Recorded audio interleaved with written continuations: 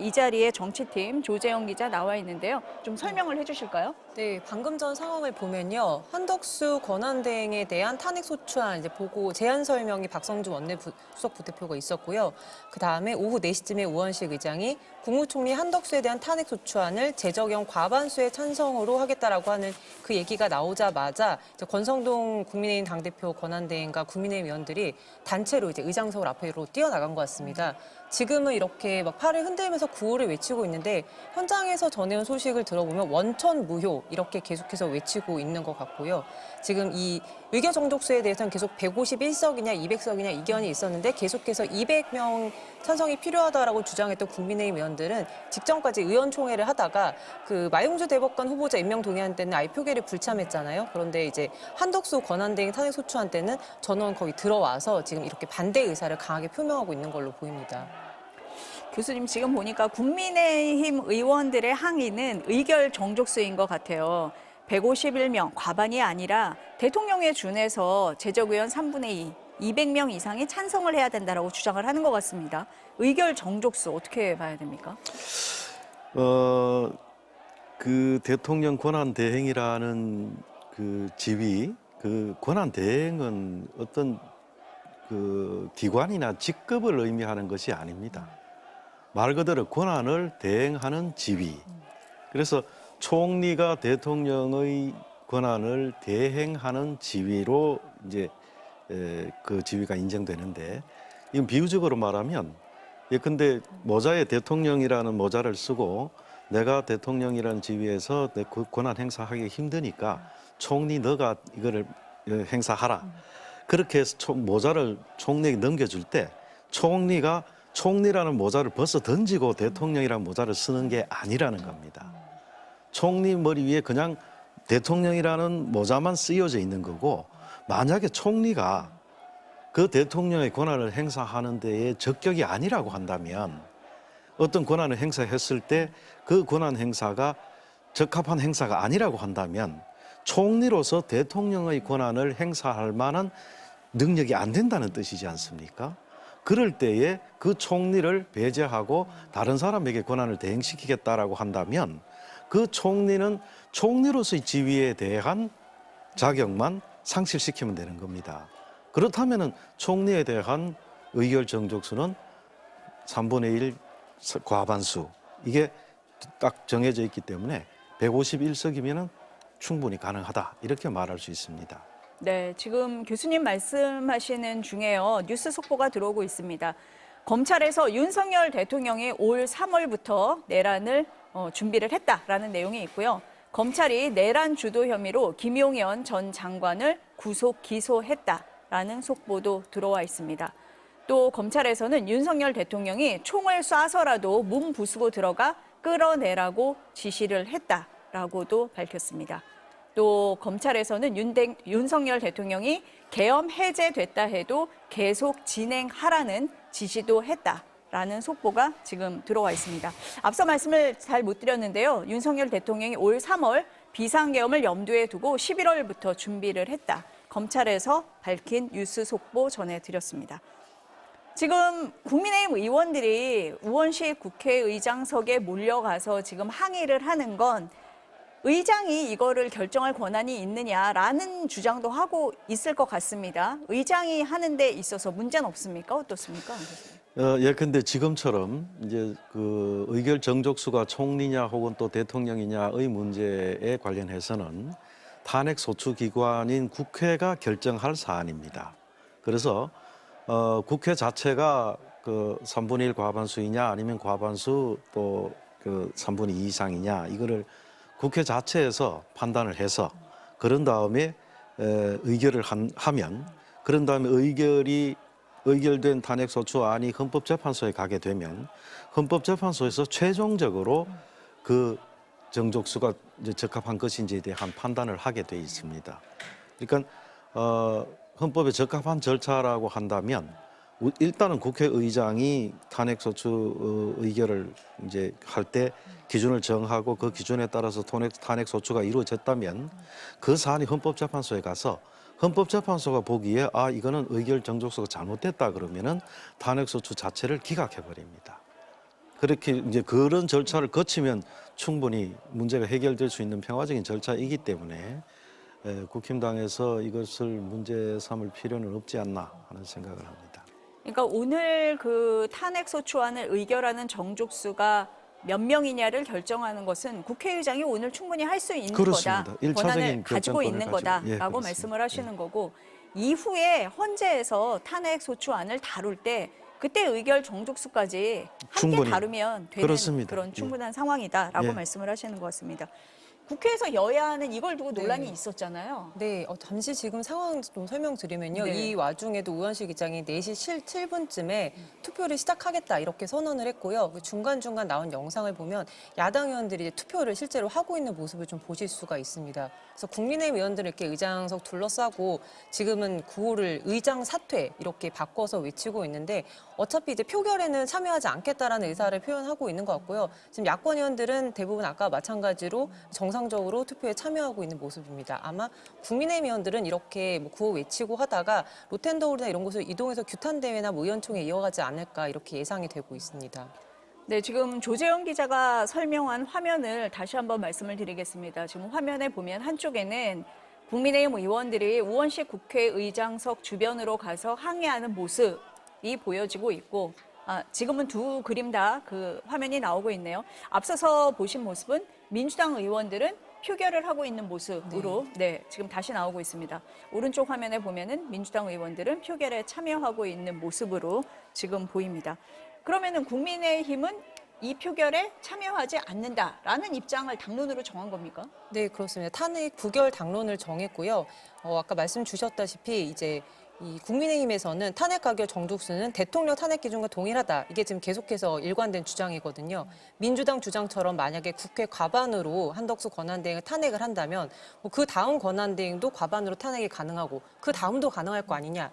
이렇게 연쇄 탄핵을 하면 결국에는 국정이 초토화될 거다. 이렇게 주장을 하고 있거든요. 그래서 지금 192석 수준에서 이제 가결이 돼서 찬성표가 200석에 미치지 못하면 우리는 탄핵소추 자체를 수용하지 않겠다. 지금 이런 입장을 견지를 하고 있습니다. 그리고 만약에 가결이 될 경우 이게 어제 브리핑 내용이긴 합니다. 어제 서지영 원내대변인에게 기자들이 어쨌든 내일 가결이 될 경우에는 어떻게 할 것이냐라고 물어봤더니 국정이 흔들리는 위기 상황이기 때문에 가능한 한덕수 권한대행 이하 정부 장관들이 국정 업무에 매진해달라 이렇게 기대하고 있다. 이렇게도 얘기를 했거든요. 그러니까 이대로 좀 직무를 그대로 수행할 수도 있지 않냐 이런 가능성까지 지금은 좀 제기가 되고 있는 상황입니다. 지금 화면에는 이 시각 국회의 모습이 보이고 있고요. 뉴스 속보도 계속해서 전해지고 있습니다. 검찰이 수사 관련해서 지금 여러 가지를 발표를 하고 있는데요. 선관위 체포조의 송곳 망치 등 도구 사진을 공개하기도 했습니다. 뉴스 속보는 계속 나오는 대로 전해드리도록 하겠습니다. 교수님, 근데 지금 국민의힘에서는요. 만약에 국회의장이 정한 151명으로 이 탄핵 소추안이 가결이 될 경우에 한덕수 권한대행은 탄핵 효력정지 가처분 신청을 내고 국민의힘은 권한쟁의 심판을 하겠다 뭐 이런 입장도 나왔어요.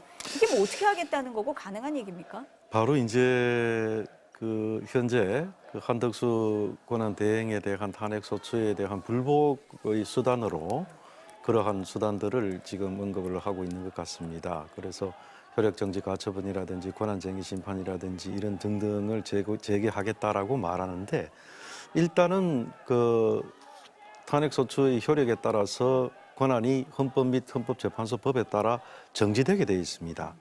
그럼 일단 정지된 상태에서 이제 새로운 권한대행에게로 권한대행이 이제 이전이 되고 네. 그 제소된 여러 가지 그 효력정지 가처분이나 뭐 이런 또 권한쟁의 심판이나 이러한 것들을 헌법재판소 입장에서는 탄핵소추와 더불어서 하나로 사건을 전부 다 합쳐서 그렇게 아마 판단할 겁니다. 그렇기 때문에 실제 뭐 가처분 신청이라든지 권한쟁의 신청이라든지 이런 등등을 하더라도 일단은 그 권한대행이 최상목 기재부 장관에게 넘어가는 것은 당연한 결과고요. 그다음에 이제 권한쟁의나 가처분에 대해서 또 혹은 탄핵소추에 대해서 헌법재판소가 어떤 결정을 내리게 되면 그 결정에 따라서 최종적인 결론이 내려질 걸로 그렇게 보입니다. 그러니까 뭐 개별건으로 판단을 할 게 아니라 일단 국회에서 탄핵소추안이 만약에 가결이 돼서 넘어가게 되면 헌재에서 이런 걸 전부 다 종합적으로 판단을 하는 보통은 그런 절차를 관련 거친다. 사건이면 네. 병합을 하도록 되어 있습니다.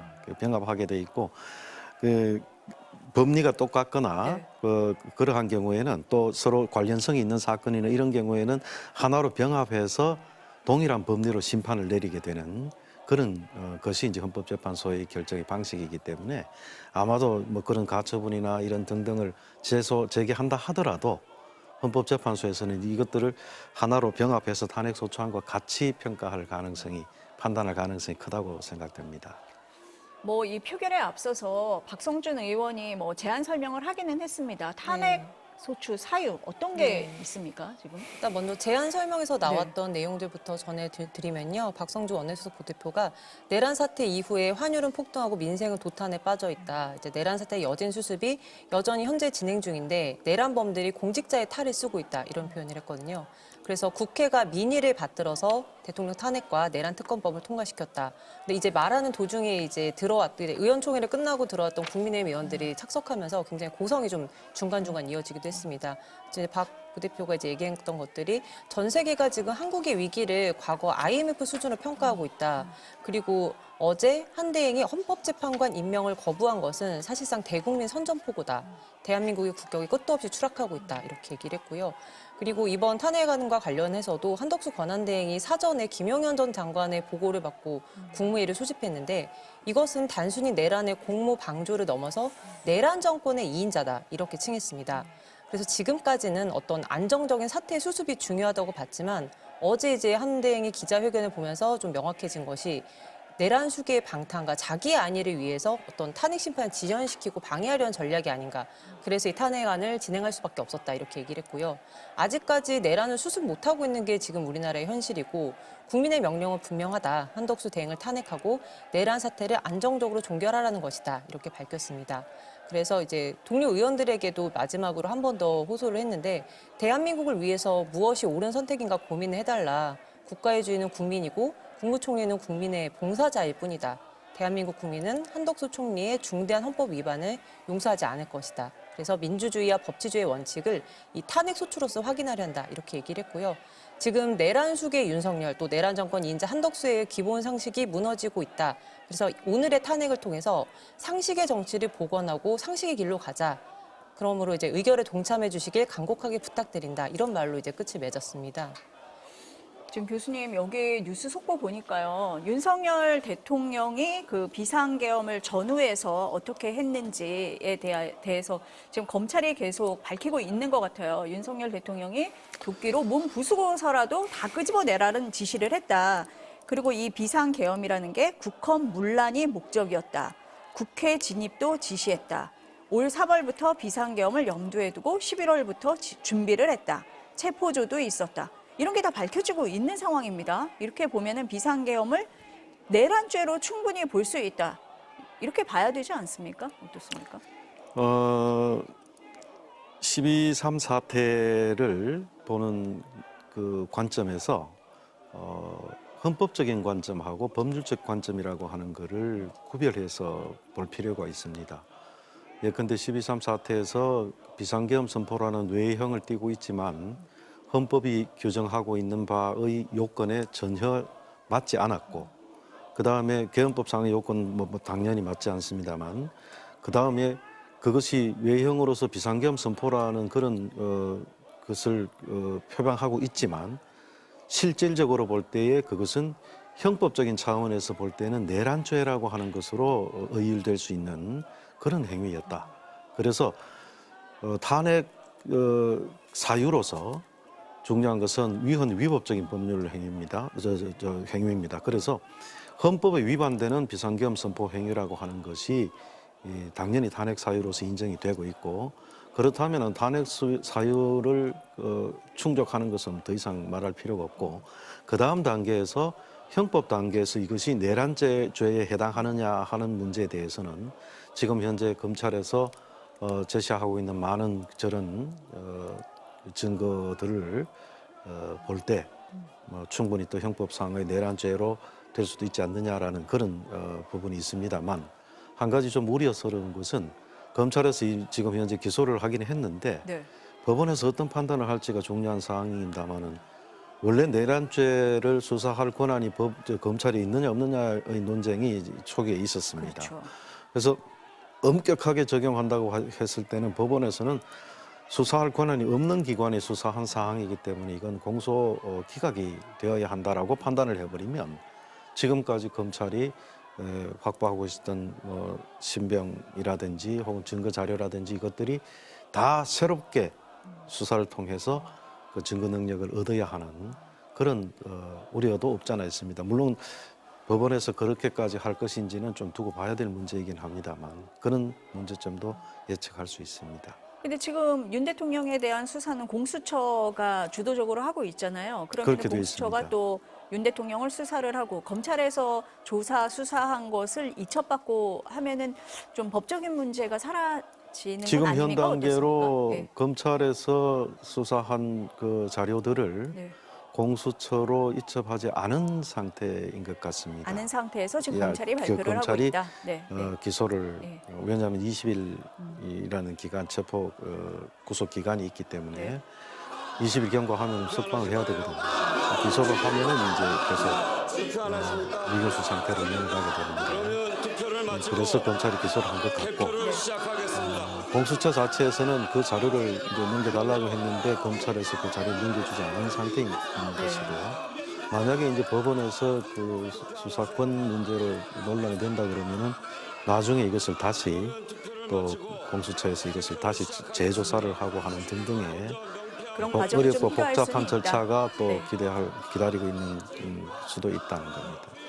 지금 화면에는요, 본회의장의 모습이 보이고 있습니다. 우원식 국회의장이 투표를 마쳤고 개표를 시작하겠다라고 선언을 한 상황입니다. 조금 설명을 해주실까요? 네, 방금 4시 24분쯤에 우원식 의장이 개표를 시작하겠다라고 말을 했고요. 아까 맨 처음에 우원식 의장이 얘기했던 정확한 발언 내용이 방금 들어왔는데 이 탄핵소추안 일개 정족수 관련해서 우 의장이 이 안건은 국무총리 한덕수에 대한 탄핵소추안이다.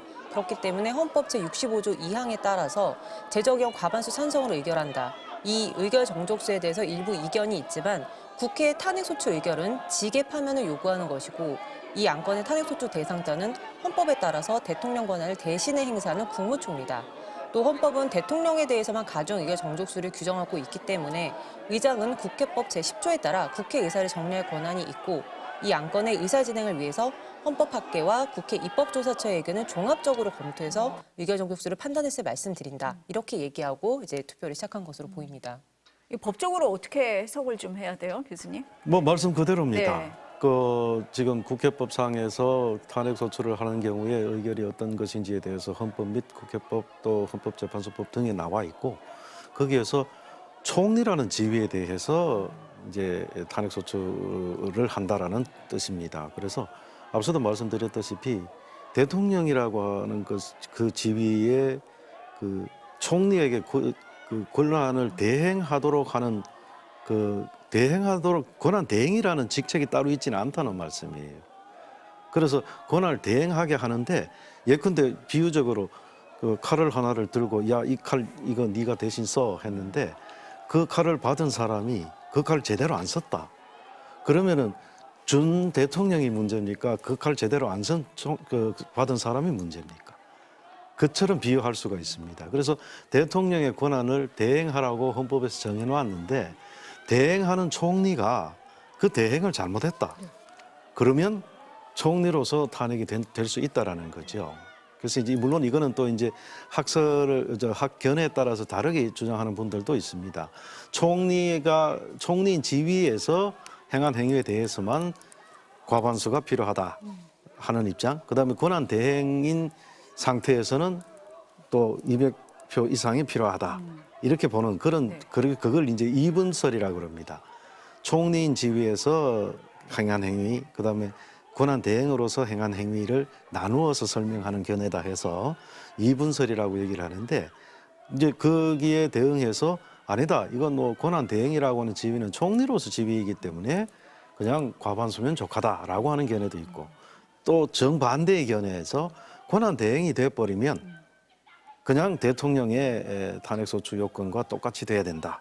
이렇게 주장하는 견해도 또 있습니다. 그래서 의장께서는 이제 그 지금 분명하지는 않습니다만 네. 그 권한 대행이라는 그 헌법상의 규정은 총리에게 주어진 것이기 때문에 총리에 대한 탄핵은 3분의 1 과반수로 할 수 있는 것으로 그렇게 이해를 하고 진행을 한 것 같습니다. 그래서 이 안건 자체가 국무총리 한덕수 탄핵소추 이렇게 돼 있습니다. 그래서 그 총리라는 직위에 맞춰서 지금 탄핵소추안을 진행을 하고 있는 걸로 그렇게 생각은 됩니다. 지금 화면에 보니까요. 국민의힘 의원들이 본회의장을 퇴장을 했었죠. 조금 전에 나온 모습은. 퇴장하고 있습니다. 그 우원식 의장이 투표를 다 하셨냐라고 한 다음에 그 국민의힘 의원들이 항상 투표 안 할 거냐라고 한 번 더 물어봤거든요. 투표 안 하십니까? 그러면 투표를 마치고 개표를 시작하겠다. 이게 한 4시 24분쯤 됐고요. 그리고 나서 이제 권성동 당대표 권한대행이 이제 나가면서 손짓을 하면서 다른 의원들도 다 따라서 나가고 있는데 지금 봤더니 국회 본관 로텐도를 계단에서 아마 국민의힘 관계자들 뭐 보좌진 포함해서 여기서 다 모여서 민주당 규탄 대회를 바로 이어서 진행한다는 그런 이제 공지가 나왔습니다. 여당은 뭐 그간에도 극렬하게 반대를 했었잖아요. 네네. 뭐 앞으로도 뭐 그러면은 계속 반대를 하고 어떻게 뭐 대응을 하겠다 뭐 입장이 네. 좀 나온 게 있습니까? 예, 사실 오늘 이 본회의도 좀 늦어졌던 것이 2시 반쯤에 민주당 의원총회에서 한 3, 40분 만에 끝났거든요. 근데 국민의힘은 그 마용주 대법관 인사 그 청문회 투표할 때까지도 의원총회를 계속해서 진행을 하면서 늦어졌고 그다음에 중간에 한번 권성동 대표 권한대행이 중진들 한 10명 이상과 함께 의장실에 직접 찾아갔습니다. 여기서 한 번 더 의결 정독수 200명은 말이 안 된다. 바꿔달라라고 주장을 했지만 이게 결국 받아들여지지 않았고요. 그리고 나서 이제 나와서 권성동 대행이 뭐라고 얘기했냐면 만에 하나 그 교수님께서 말씀하셨듯이 헌법재판소 갔을 때 이 문제로 의결 정독수 문제로 기각을 당하면 국회의장의 어떤 명예는 땅에 떨어질 거 아니냐. 뭐 이런 얘기까지 했거든요. 그리고 지금 비상계엄 이후에 외환시장이 굉장히 불안하다가 정부의 노력으로 안정되고 있었는데 민주당의 이 탄핵소추 발의와 표결 때문에 다시 요동치고 있다. 그러니까 이제 탄핵이 가결되면 변동성이 더 커지는데 이것도 의장을 고려해야 된다. 뭐 이런 얘기들을 계속 강조했다고 하고요. 이제 앞으로 그럼 어떻게 할 것이냐. 여기에 대해서는 오늘 아침에 당 회의에서도 계속 주장했던 것이 그 권한쟁의 심판 청구와 함께 뭐 효력 정지 가처분 신청 이런 것들 얘기를 했고요. 특히 이제 당의 법률 자문위원장을 맡고 있는 주진우 의원 같은 경우에도 잠시만요. 발언을 찾아보면요. 이 탄핵 정족수를 마음대로 해석해서 국민의힘 의원들이 탄핵 소추를 막을 수 있는 심의와 표결권이 실질적으로 침해가 당할 수 있다. 그렇기 때문에 이것은 권한쟁의 심판과 효력정지 가처분 대상이다. 뭐 이렇게 경고를 했고요. 그러니까 이 탄핵안 가결 요건을 이 효력을 인정하지 않겠다라는 게 계속해서 일관된 입장이었거든요. 그래서 법적 조치를 진행하는 한편 뭐 이런 지금 앞으로의 뭐 의사 일정에도 얼마나 같이 참여할지 한편으로는 12.3 내란에 대한 국조특위에는 참여를 했지만 그 외에 다시 또 임명 등 문제에서는 어떻게 나올지 좀 지켜봐야 될 것 같습니다. 그 조 기자가 얘기를 하는 동안에 아까 화면에 나왔었는데요. 국민의힘 의원들이 본회의장 밖에 지금 로텐더홀에 있는 모습 같습니다. 네, 로텐더 계단에 다 모여 있습니다. 네. 지금 보니까 졸속 탄핵이라는 문구와 함께 네, 민주당 규탄한다와 우원식 의장 사퇴하라 이런 문구도 보이네요. 지금 조금 전에 조 기자가 얘기했던 주진우 의원의 주장 어떻습니까, 교수님? 좀 당황스럽습니다. 어떻게 네. 저렇게 해석을 할까? 전혀 아닙니까?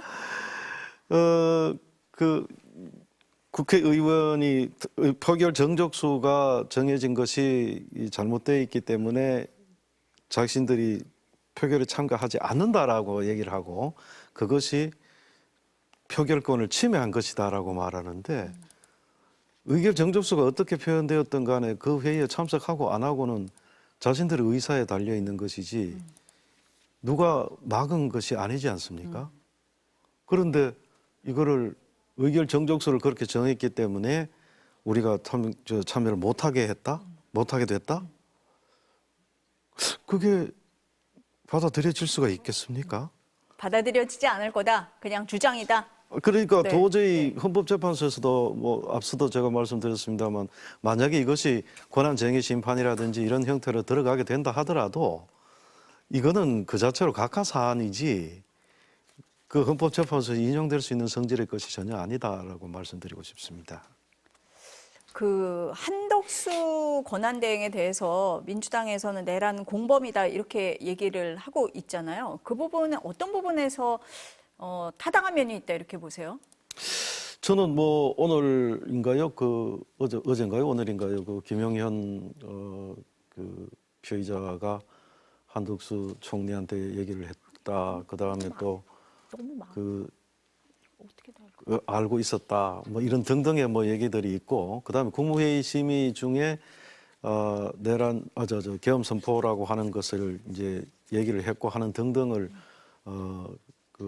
인지를 하고, 그다음에 국무회의 심의를 적법하게 개최하기 위한 노력을 했다라든지 이런 등등이 내란의 피해자라고 하더라도 충분히 성립될 수 있는 것이 아닌가 이런 생각해 봅니다.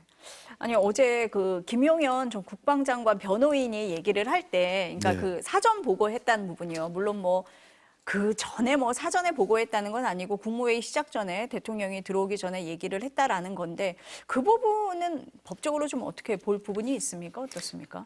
문제는 이제 국무회의 심의라고 하는 헌법이 정한 절차를 어떤 형태로든지 외형을 갖춰야 된다라고 하는 생각 때문에 아마도 이제 국무총리에게 얘기를 하고 그 국무총리가 국무위원들에게 개별적으로 연락해서 몇 시까지 모이라고 얘기를 했다고 하는데, 말하자면 국무회의 심의에서 다루어질 안건이 무엇인지, 네.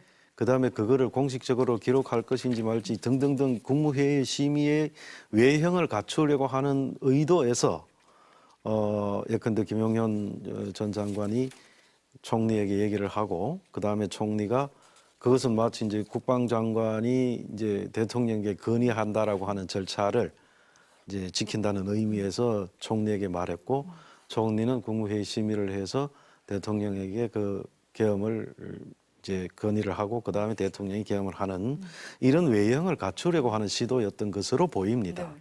아니 만약에 그러면 김용현 전 장관 변호인이 얘기한 대로 한덕수 당시 총리를 거쳐서 대통령에게 보고가 됐다면 한 총리에게 가해지는 뭐 혐의 이런 게 좀 뭐 달라질 수가 있습니까? 어떻습니까? 일단은 뭐 네. 그 위법적인 계엄을 선포하는 행위에 가담한 행위가 되기 때문에 충분히 뭐 예컨대 그 국무회의 심의라고 하는 헌법적인 절차를 외형상으로 그 만들어내는 데 기여한 그런 의미에서 예컨대 뭐 중간 단계의 실현은 실현하는 중요 행위자 뭐 이런 의미로 또 그 평가를 할 수도 있겠죠.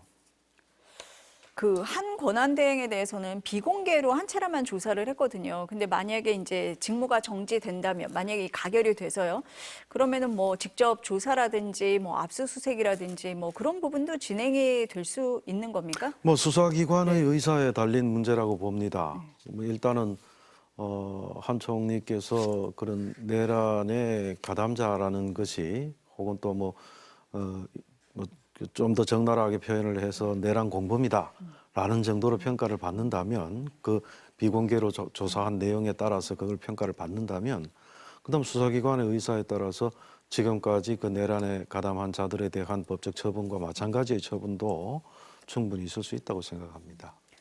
지금 이제 민주당에서 그 한덕수 권한대행을 탄핵 소추하겠다라고 했던 결정적인 계기가 어제 헌법재판관 투표 3명을 결과를 말씀드리겠습니다. 네, 결과부터 보시겠습니다. 국무총리 한덕수 탄핵 소추안은 총 투표수 192표 중 가 192표로서 가결됐음을 선포합니다.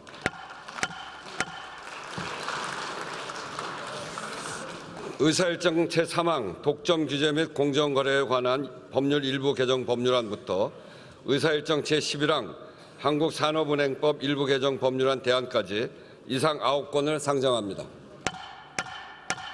정무위원회 김현정 의원 나오셔서 9건에 대하여 제안 설명 네, 및 지금 국회에서 우원식 국회의장의 발표가 있었는데요. 그 한덕수 권한대행, 한덕수 총리라고 지금 돼 있습니다. 안건에는 그 탄핵 소추안은 가결이 됐다. 192명이 참석을 해서 찬성 192명, 전원 찬성으로 가결이 됐다라는 소식인 거죠? 네네. 네. 그 192명이 어떻게 나온 숫자냐면요.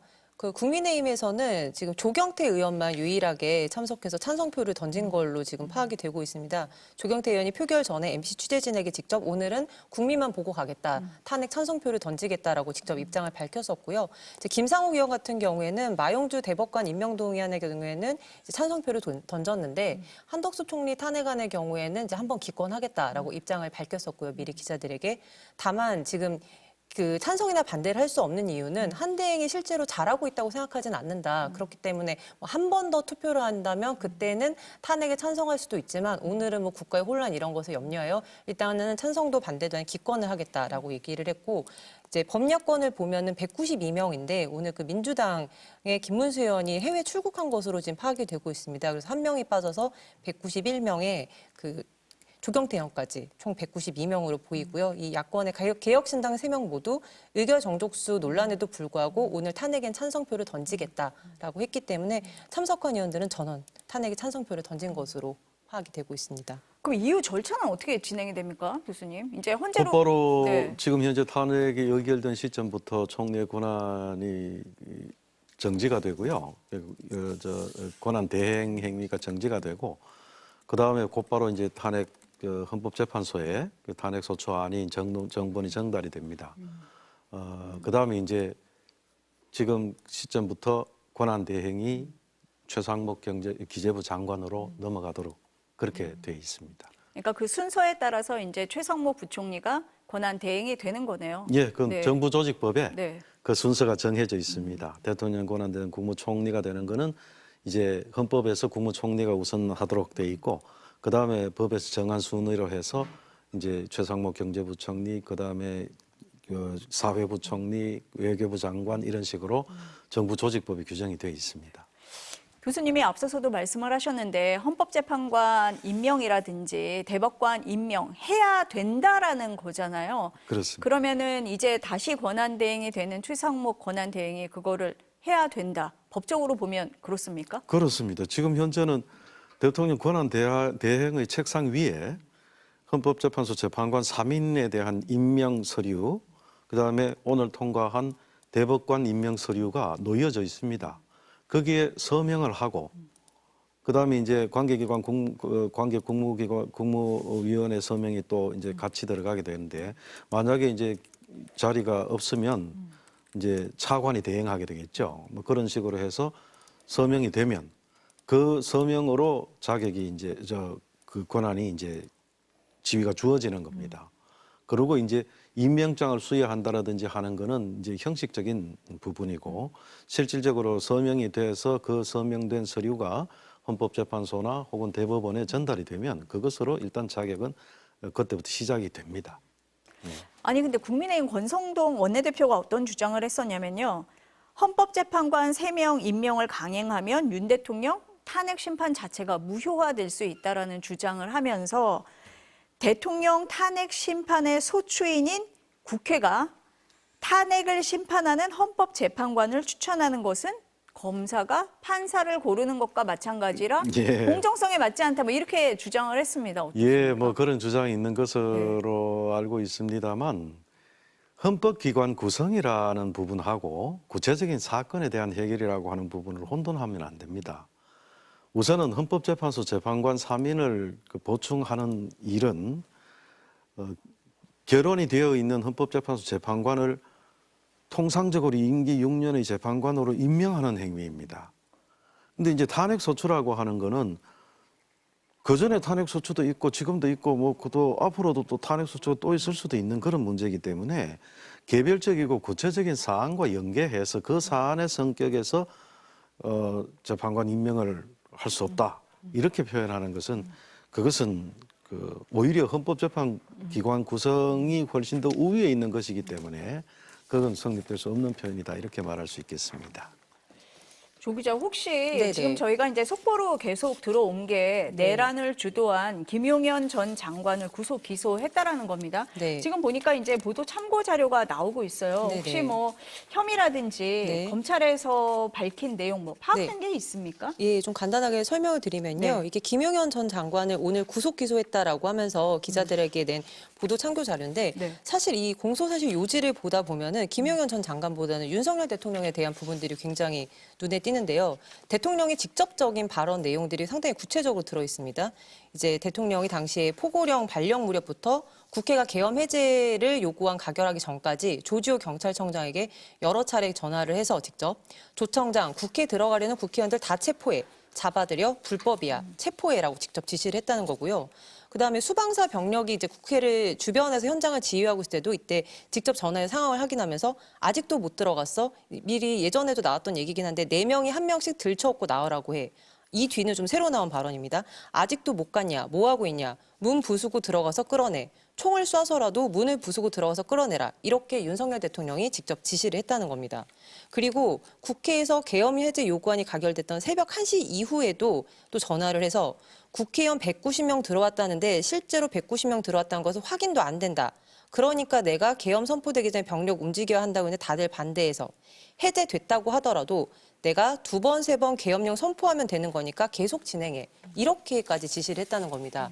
그리고 나서 이제는 김 전 장관도 같이 전화를 해서 왜 안 되느냐, 왜 못 들어가냐라고 말하면서 대통령의 지시를 이행할 것을 명령했다. 그러니까 이 모든 그 어떤 그 내란 사태의 정점에 윤석열 대통령이 있었다는 게 더욱더 이제 구체적으로 사실관계가 드러난 것이고요. 특히 곽종근 특수전 사령관에게도 당시에 빨리 국회 안으로 들어가서 의사당 안에 있는 사람들 다 데리고 나와라. 뭐 문짝 도끼로 부수고라도 안으로 들어가서 다 끄집어내라. 150명 안 되도록 막아라. 이런 얘기도 다시 한번 들어와 있고요. 국정원 이제 차장에게도 마찬가지로 그때 이제 싹 다 잡아들여라라고 얘기하면서 이제 이런 얘기를 전달받은 당시 여인영 방첩사령관이 국수본에서 100명 오고 국방부 조사본부에서 100명 오기로 했다. 국방부 장관에게 명단을 받았다. 이재명, 우원식, 한동훈 등 14명을 신속하게 체포해서 수방사, B원, 벙커, 구금시설로 이송하라. 이런 것들이 다 지금 검찰 조사에서 확인이 된 겁니다. 이게 다 검찰 비상계엄 특별수사본부가 오늘 구속 기소하면서 발표한 이제 확인된 내용들이고요. 다만 이게 아직 재판에서 확정된 사실은 아닌 것을 유념해 달라. 이렇게 지금 붙여놓았습니다. 지금 뉴스 속보에 보면은 그 관련된 화면이 나오고 있습니다. 검찰이 계엄 직후 방첩사 출동조의 단체 대화방 사진을 지금 보여주고 있고요. 이 외에도 앞에 보면은 뭐 송곳이라든지 당시에 사용됐던 장비라고 해야 될까요? 뭐 지금 화면에 나옵니다. 이런 네네. 것들도 도구들도 지금 다 모습이 나오고 있거든요. 실제로 네. 지금 이 카카오톡 대화방 저희가 처음 보는 것이죠. 이게 국군 방첩사령부가 최우선 체포 대상자를 선정하고 이것도 전파했다는 건데요.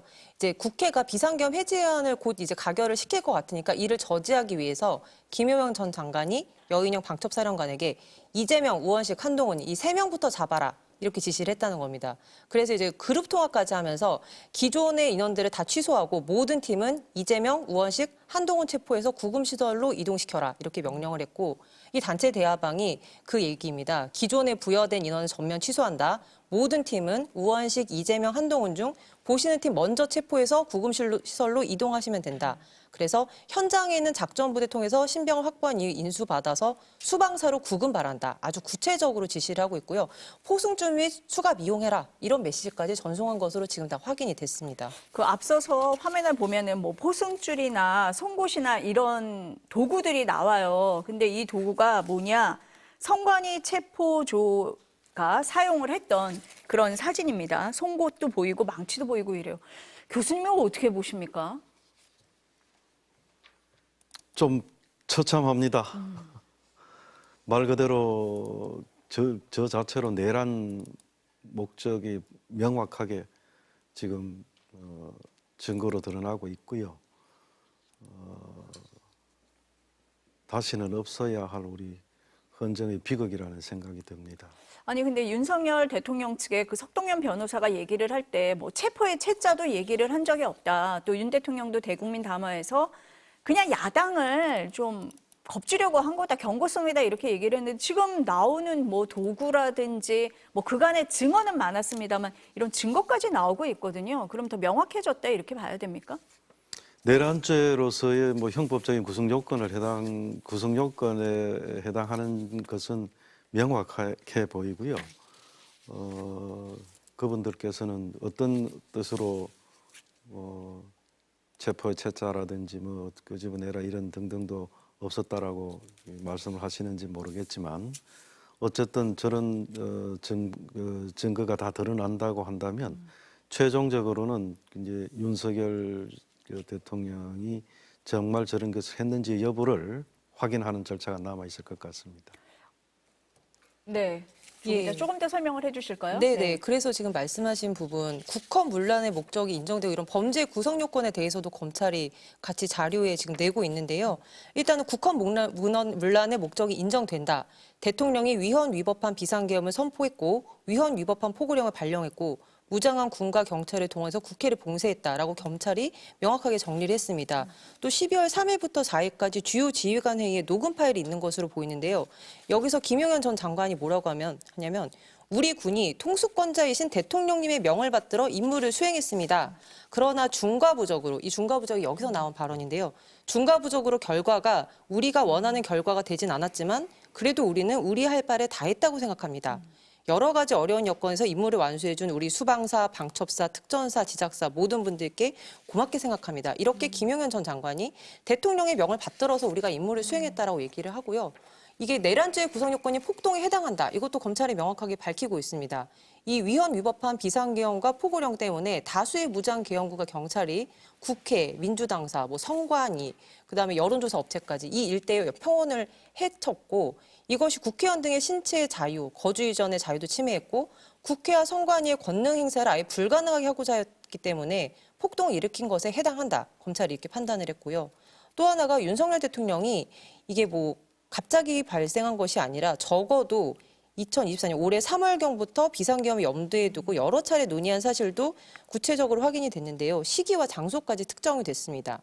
올해 3월 말에서 4월 초경 삼청동 안가에서 대통령이 시국이 걱정된다. 어떤 비상한 방법을 통해서 헤쳐나가는 것밖에 방법이 없다. 비상대권이라고 표현을 했는데요. 그 다음에 5월, 6월에도 비상대권이나 비상조치가 아니면 나라 정상할 방법이 없는가 이렇게 발언을 했고요. 그 다음에 또 8월 초에 대통령이 정치인과 어떤 노조 관련자들을 언급하면서 지금 사법체계에서는 이런 사람들을 어떻게 할 수가 없다. 비상조치권을 사용해서 이 사람들을 조치해야 된다라는 취지로 발언했다고 합니다. 이때는 대통령과 김용현 전 장관 그리고 여인영 방첩사령관 이게 3명이 있었던 걸로 확인이 되고요. 그다음에 올해 10월 1일에 또 이제 국군의 날 시가 행진을 마친 뒤에 직접 식사를 하면서 비상대권 관련 이야기를 나눴고 또 11월 9일에 대통령이 각종 특전사령관이나 여인영 방첩사령관과 함께 특별한 방법이 아니고서는 해결할 방법이 없다. 그러니까 적어도 대통령은 반년 이상을 지금의 사법체계에서는 지금의 상황을 해결할 수 없으니 뭔가 비상한 조치를 통해서 하자라면서 비상계엄을 염두에 두고 계속해서 논의를 진행시켜 왔다라고 검찰이 직접 판단을 했습니다. 네, 지금 조재훈 기자의 얘기를 들어보니까 검찰은 지금까지 수집된 증거를 토대로 볼 때 국헌문란 목적이 분명하다고 본 것 같습니다. 오늘 말씀은 여기까지 들어야 될 것 같습니다. 고맙습니다.